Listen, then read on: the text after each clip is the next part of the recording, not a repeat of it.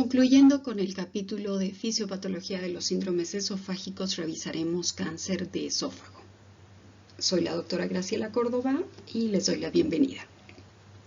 El cáncer de esófago es una de las neoplasias más agresivas del tracto digestivo. Presenta alta morbilidad y mortalidad. Es mucho más frecuente en varones que en mujeres en una relación 6:1. Aunque la incidencia es variable en poblaciones de alto riesgo, por supuesto.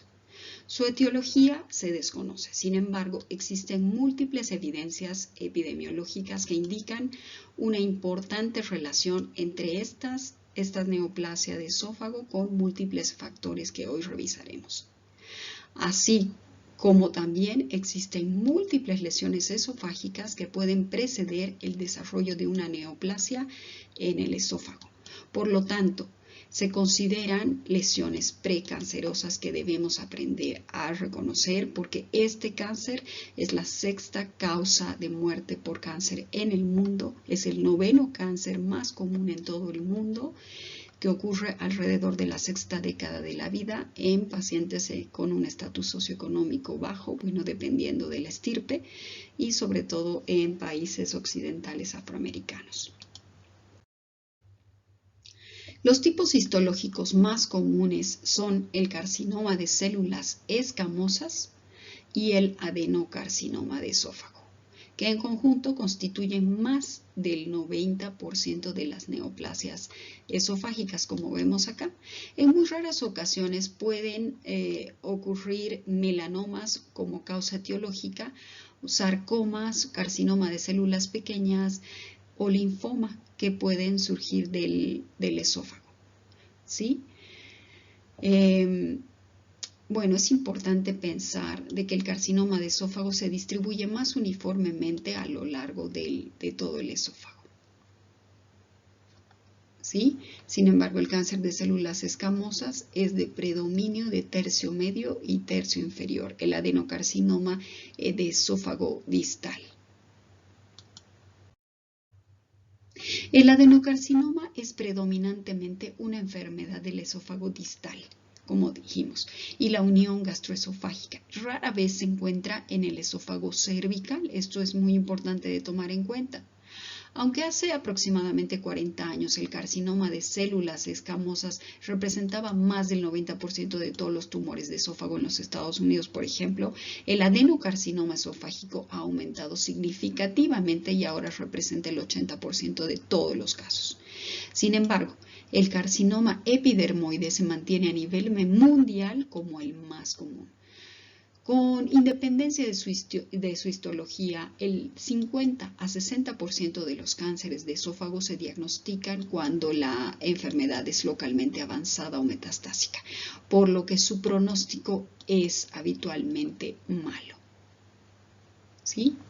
45% de todos estos cánceres están localizados en el tercio inferior, 37% en el medio y 18% en el inferior. Gracias a la gran cantidad de vasos linfáticos presentes en el esófago, la principal propagación tumoral se produce por continuidad, así como a través de esta vía. Particularmente en esta región anatómica se encuentra una diseminación invasiva producto de las cualidades anatómicas que presenta. Por otro lado, la diseminación hemática es más tardía y menos frecuente, siendo sus localizaciones predilectas el hígado, el pulmón, el sistema musculoesquelético y el sistema nervioso central.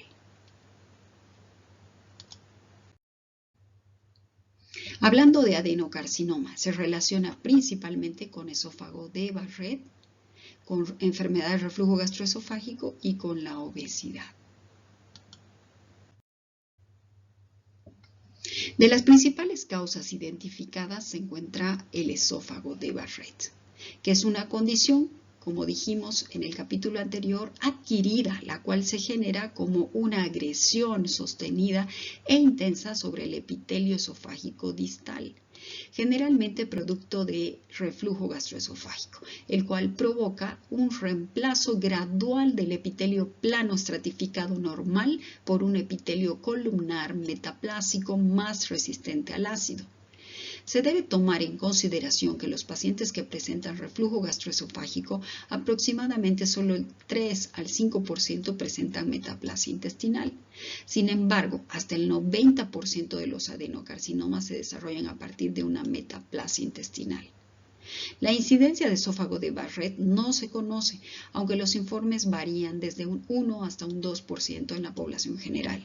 Aproximadamente 2/3 de los pacientes que desarrollan adenocarcinoma tienen evidencia histológica de esófago de Barrett.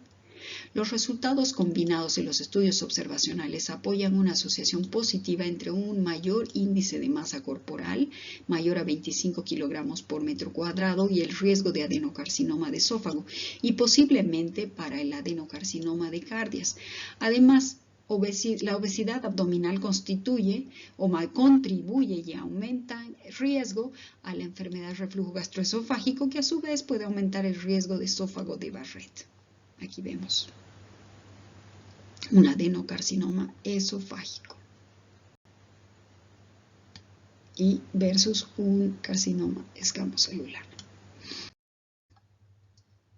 Por otro lado, el carcinoma de células escamosas tiene como factores de riesgo el cigarrillo, alcohol, dieta, enfermedades crónicas como la tilosis o hiperquelatosis palmoplantar, divertículos de esófago, síndrome de Plummer-Vinson, infecciones por el virus del papiloma humano, entre otros, un estado socioeconómico bajo y, por supuesto, una predisposición genética.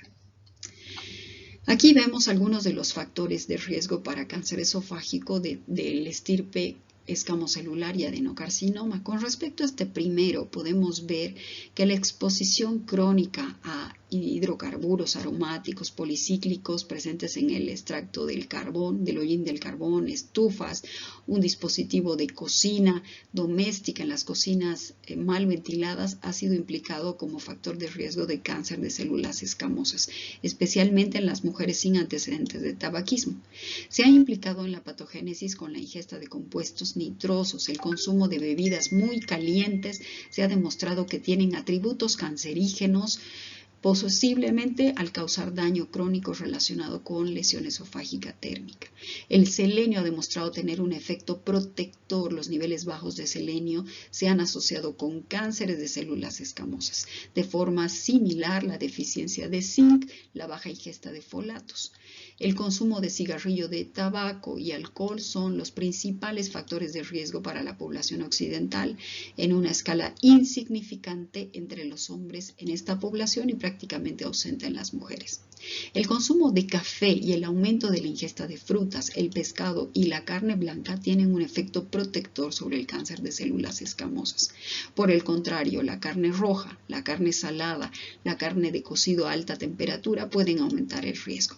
Enfermedades preexistentes del esófago son conocidas por aumentar el riesgo de desarrollo posterior de cáncer de células escamosas, como por ejemplo la calasia, la estenosis esofágica ocasionada por la ingestión de cáusticos, la hiperqueratosis palmoplantar o tilosis, y bueno, es muy común observar una asociación entre el virus del papiloma humano con los pacientes que padecen carcinoma escamoso esofágico. En cuanto a la clínica, inicialmente los tumores esofágicos producen poca sintomatología. Con más frecuencia se encuentra la presencia de disfagia, la cual suele ser rápidamente progresiva, tanto para líquidos como para sólidos, que suele llevar a episodios de impactación de alimentos, así como regurgitación. Otras manifestaciones pueden ser anorexia, pérdida de peso, odinofagia, náuseas, vómitos, sangrado digestivo alto. Se debe sospechar invasión mediastínica en pacientes que cursan con dolor retroesternal con irradiación al área dorsal. En etapas más tardías se pueden encontrar invasión a órganos vecinos o metástasis a distancia. Pueden presentar síntomas relacionados con la invasión de las estructuras circundantes, como por ejemplo fístula respiratoria ronquera debido a la invasión del nervio laríngeo recurrente, hiposecundario a invasión del nervio frénico, o simplemente el dolor causado por la propagación local. Los pacientes afectados también pueden acusar síntomas relacionados con la enfermedad a distancia, los pulmones, el hígado y el sistema nervioso central. Diagnóstico. El uso de bario como medio de contraste, así como la esofagoscopía o gastroscopía, siguen siendo las herramientas diagnósticas más significativas para los pacientes con síntomas esofágicos. Inicialmente se debe comenzar con el estudio varitado, ya que nos permite obtener información funcional como anatómica. Por otro lado, la gastroscopía o esofagoscopía es útil para identificar y localizar la lesión para obtener biopsia de la misma y poder clasificarla histológicamente. El uso del conjunto de ecoendoscopía con aspiración con aguja fina permite categorizar el tumor en T y N. Por otro lado, la tomografía axial computada de tórax, abdomen y pelvis permiten la visualización de metástasis a distancia para clasificar el N. El uso de la tomografía con emisión de positrones con 18-fluorodeoxiglucosa es sumamente útil para identificar metástasis a distancia. Sin embargo, por el alto costo y su poca disponibilidad en nuestro medio, es muy poco utilizada en realidad. Aquí podemos ver la historia natural de un adenocarcinoma esofágico después de someterse a un reflujo gastroesofágico crónico de bilis y ácido y el desarrollo de un esófago de Barrett con displasia y una invasión carcinomatosa por adenocarcinoma en un ambiente genético predisponente, por supuesto. ¿Cómo agrupamos por estadios? Tenemos una categoría T, que significa tumor primario. El tumor primario no puede ser precisado, sin embargo. T0, no hay evidencia de tumor primario. T1S o TIS es carcinoma in situ.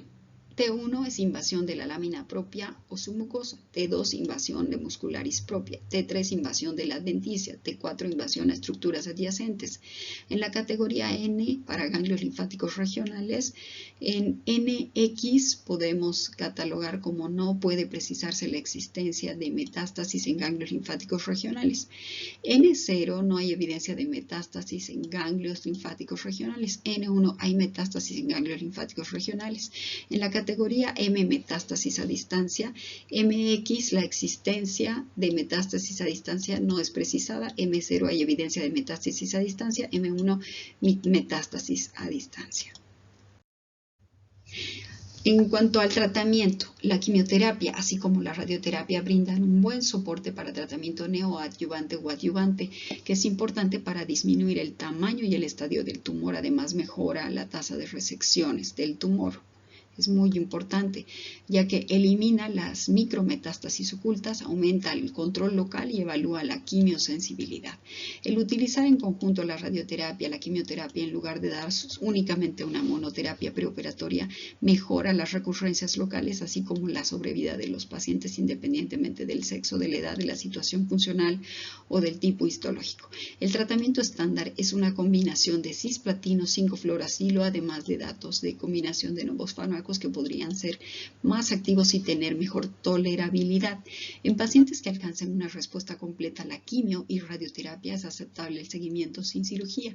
Esta respuesta puede ser valorada con el uso de la TAC, la cual resulta funcional pero limitada, ya que puede delimitar masa tumoral, más no puede delimitar regresión histológica.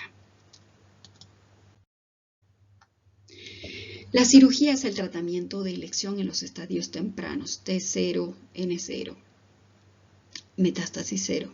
Esta debe considerarse en cualquier paciente con buen estado general y que su enfermedad esté localizada a más de 5 centímetros del borde inferior del músculo cricofaríngeo. Esto último es de gran importancia, ya que los tumores ubicados en el rango inferior a esta medida presentan mucha recidiva por la dificultad de disección para dejar márgenes proximales de tumores libres.